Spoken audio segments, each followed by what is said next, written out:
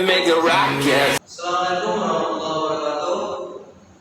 Baik, kami dari nomor 7 pada mata kuliah Filsafat Islam akan membahas tentang demokrasi, hak-hak fundamental dalam syariat. Baik, kami dari nomor 7 beranggotakan 3 orang. Yang pertama yaitu Yudi Putra Utama, yang kedua Ustaz Tera, yang ketiga yaitu saya sendiri. Baik, kita langsung saja untuk pembahasan yang pertama, yaitu tentang pemaknaan filosofi demokrasi yang akan disampaikan oleh Ustaz Tera. Saya Ustaz Tera akan menjelaskan mengenai pemaknaan filosofi demokrasi. Pada bagian pertama yaitu kita akan membahas tentang pengertian demokrasi. Secara etimologis, istilah demokrasi berasal dari bahasa Yunani, yaitu demos berarti rakyat dan kratos berarti kekuasaan. Konsep dasar demokrasi adalah rule by the people, yang berarti rakyat berkuasa. Ada juga yang memaknai demokrasi secara singkat sebagai government atau rule of the people for the people, yang artinya kekuasaan dari rakyat oleh rakyat dan untuk rakyat. Namun penerapan demokrasi di berbagai negara di dunia memiliki karakteristik dan spesifikasinya sendiri, yang biasanya sangat dipengaruhi oleh karakteristik orang dari satu negara tertentu. Dalam kamus umum bahasa Indonesia Prancis, kata demokrasi disebut dengan demokrati atau demokratike, yang berarti negara demokrasi. Demokrasi memiliki makna yang berbeda karena memiliki makna interpretatif.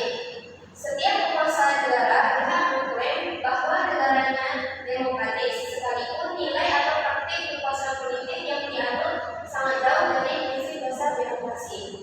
Karena bersifat interpretatif, maka demokrasi ini dibagi menjadi beberapa macam. Yang pertama yaitu demokrasi negara.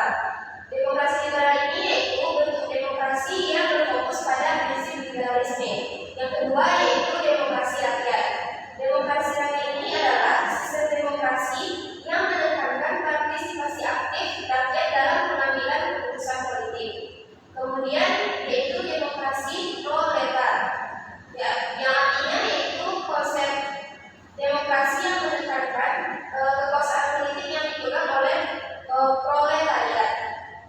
Kemudian yang keempat yaitu demokrasi komunis. Demokrasi komunis ini adalah istilah yang digunakan untuk menggambarkan sistem politik di negara-negara yang menganut ideologi komunis atau sosialis. Kemudian yaitu demokrasi terkelola. Demokrasi terkelola adalah sistem demokrasi di mana masyarakat secara aktif terlibat dalam pengambilan keputusan politik melalui mekanisme partisipatif seperti forum masyarakat. Kemudian yaitu demokrasi Pancasila. Nah, demokrasi Pancasila ini yaitu sistem politik yang berdasarkan pada prinsip-prinsip Pancasila. Kemudian demokrasi parlementer, yaitu sistem demokrasi di mana kekuasaan politik tergantung pada dukungan mayoritas dari parlemen. Kemudian ada dua pengertian demokrasi, yaitu pengertian normatif dan pengertian prosedural. Pengertian normatif ini bersifat ideal, sedangkan pengertian prosedural bersifat lebih empiris, yaitu dikembangkan oleh Barat. Kemudian demokrasi bersifat evolutif.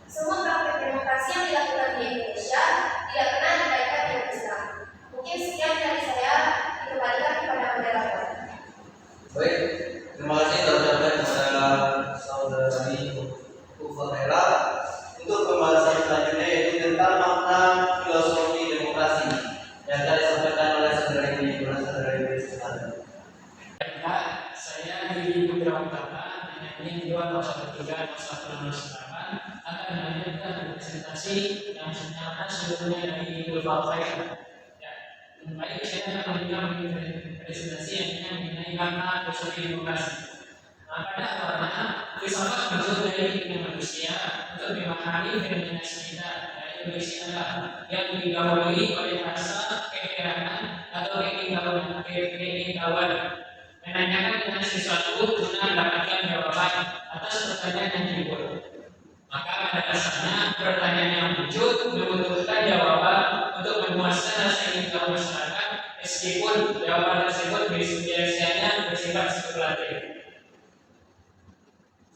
Spekulatif di sini artinya dalam filsafat artinya perolehan subjek atau masalah yang dapat menjadi kehidupan manusia, terutama yang dispekulasikan adalah yang dilakukan secara filosofis. Secara filosofis di sini ialah pemikiran orang tentang apa yang dipikirkannya. Selanjutnya mengenai konsep demokrasi relatif sama dengan doktrin, yaitu selalu didasarkan pada konsep rakyat yang berkuasa, artinya pemerintah atau barisan rakyat atau prinsip kekuasaan rakyat. Orang harus selalu mencari pola kebenaran yang tersebar dalam kehidupan sosial. Orang juga melihat realitas empiris sebagai tawaran penelitian mendalam yang memiliki makna filosofis dengan mengetahui hakikat kebenaran esensial.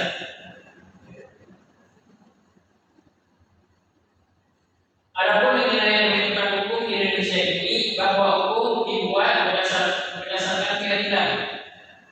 Di samping hukum dibuat berdasarkan keadilan, hukum juga dibuat berdasarkan proses hukum dan kemanfaatan.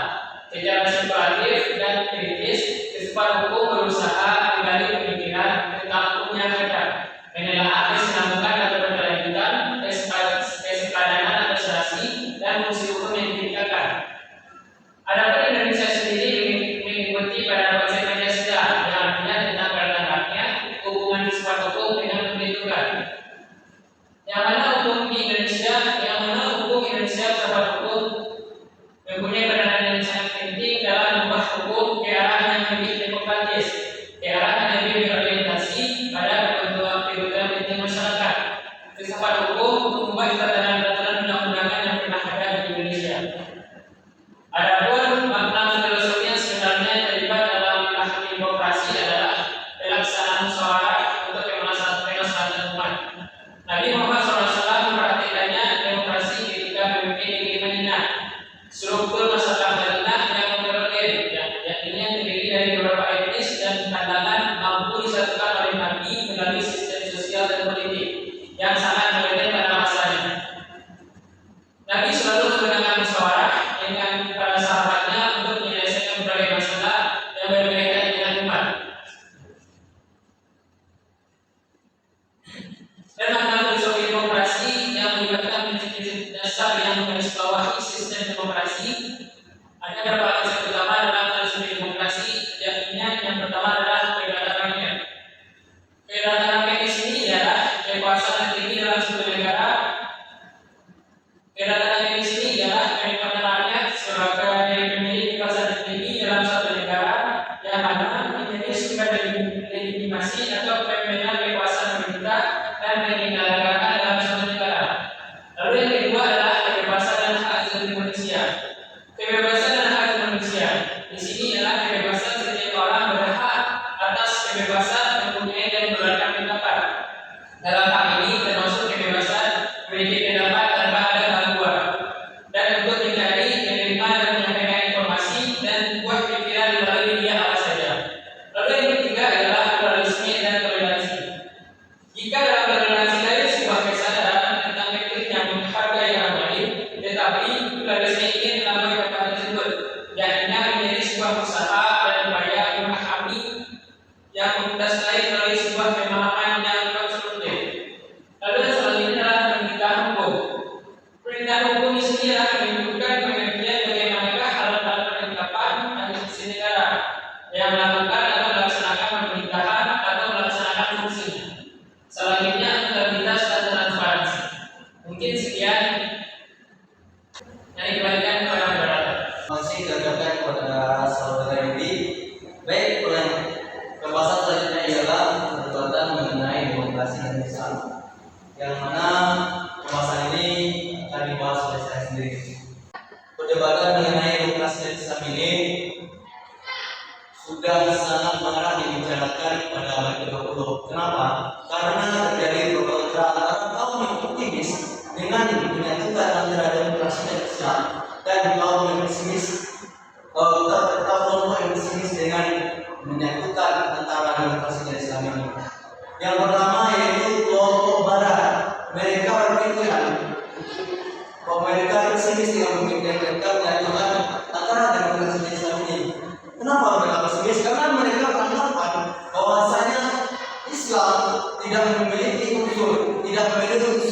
memiliki ahlian, tidak handal dalam berdemokrasi, maka demokrasi tidak cocok untuk Islam.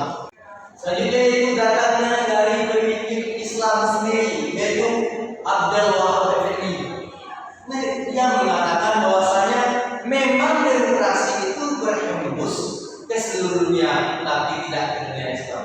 Baik, selanjutnya ialah mengenai wacana antara Islam dan demokrasi. Di kalangan pemikir Islam itu terjadi pro dan kontra. Yang pertama, orang yang pro dengan demokrasi. Yang kedua, yang orang anti demokrasi. Bagi kelompok yang anti demokrasi, mereka itu memiliki pandangan tersendiri atau mendasari pandangan mereka, yaitu bahwa demokrasi itu tidak cocok untuk dunia Islam, karena bahwa kedaulatan yang sebenarnya itu hanyalah milik Allah Subhanahu wa taala, tidak bisa disatukan dengan demokrasi. Bahwa demokrasi menurut mereka adalah karya manusia semata.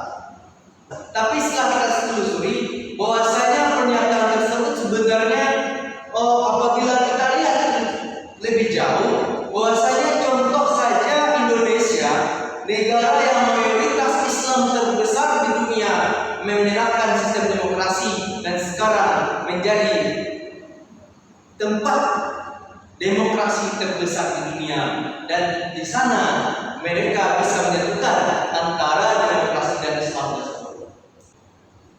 Untuk menyangkal pernyataan mereka mengatakan bahwa sesungguhnya demokrasi itu tidak cocok untuk dunia Islam atau Islam tidak cocok dengan dunia demokrasi, kita lihat saja bahwa sesungguhnya di Indonesia adalah negara yang mayoritas Islam dan mereka menerapkan sistem demokrasi, dan hingga sekarang mereka aman-aman saja, dan ternyata dunia Islam sejalan dengan demokrasi. Baik, selanjutnya ya, perdebatan tentang hubungan antara demokrasi dan Islam menimbulkan reaksi berbeda dari pemikir Islam, yaitu mereka menjadi tiga kelompok. Yang pertama, kelompok yang menginginkan demokrasi atas nama Islam, karena pada kelompok ini mereka mengatakan bahwasanya demokrasi itu adalah karya manusia, sedangkan Islam itu mutlak dari Allah Subhanahu wa taala, bahwa hukum itu mutlak dari Allah Subhanahu wa taala. Yang kedua, mereka mengatakan bahwasanya kebenaran dalam Islam itu adalah hak dari Allah, sedangkan demokrasi itu menurut suara terbanyak, dan beberapa hal lainnya. Kelompok yang kedua yaitu kelompok yang sepenuhnya menerima demokrasi tanpa syarat. Itu kelompok yang mereka mengatakan bahwa ini adalah jalan satu-satunya untuk mengatasi masalah seperti masalah rakyat, masalah negara, dan masalah-masalah yang lain. Dan mereka juga menerima konsep ekonomi praktis dan liberal. Ini adalah kelompok yang kedua. Dan kelompok yang ketiga yaitu kelompok yang moderat dan seimbang. Kelompok yang ketiga ini ialah mereka yang mengatakan bahwasanya demokrasi itu sejalan dengan Islam.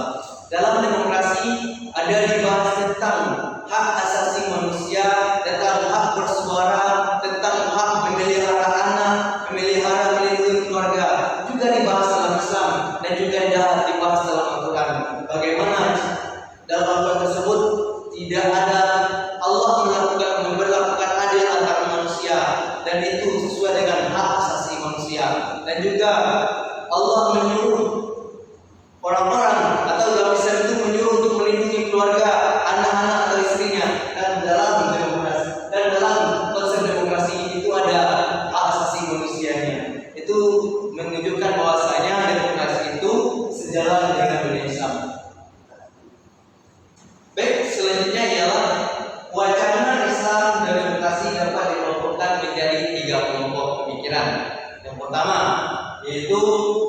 Islam dan demokrasi adalah dua sistem politik yang berbeda. Sebab itu demokrasi sebagai konsep barat tidak tepat apabila diimplementasikan dalam kehidupan bermasyarakat, berbangsa dan bernegara. Contoh pemikiran yang kedua adalah Islam berbeda dari demokrasi apabila didefinisikan secara prosedural seperti dipahami dan dipraktekkan oleh negara-negara barat. Dan pemikiran yang ketiga adalah sistem nilai yang membenarkan dan mendukung sistem politik demokrasi seperti yang dipraktekkan oleh negara-negara maju. Islam dalam dirinya demokrasi dan yang punya prinsip syura, yaitu dapat diartikan musyawarah, tetapi juga karena adanya konsep ijtihad dan ijma. Mungkin itu